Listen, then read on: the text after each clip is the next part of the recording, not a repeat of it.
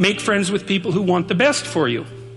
And that's a meditation on my own childhood and adolescence to some degree. I had friends who wanted the best for me and friends who didn't. And, they were friends who,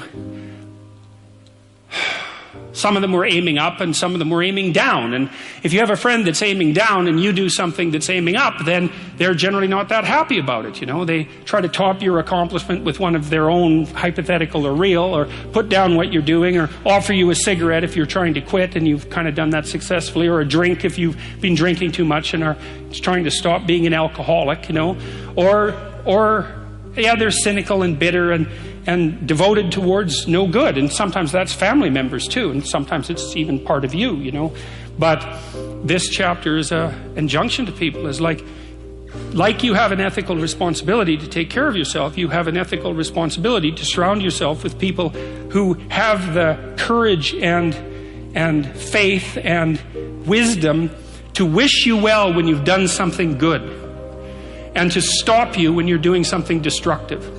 And if your friends aren't like that, then they're not your friends. And maintaining your friendships with them might not even be in their interest. And so it's a tricky argument to make, because I'm not saying, whenever anyone's in trouble, you should, push them into a ditch and then give them a couple of kicks. That's not the idea.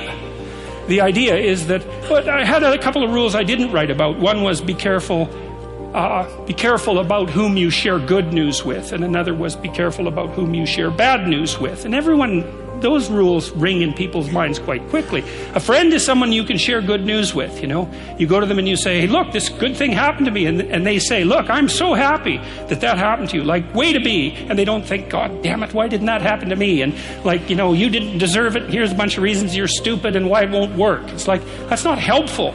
And so I would say, if people are, the other thing people are doing, if they're trying to drag you down, let's say, is they're trying to see if you'll put up with it. Because they have this idea that maybe life isn't worth living and things aren't good, and that if they can besmirch, let's say, to use an archaic term, something that's pristine and good, then they demonstrate to themselves that there is no true ideal and that there's no necessary reason to be responsible and to strive forward. And so they use you as a test case.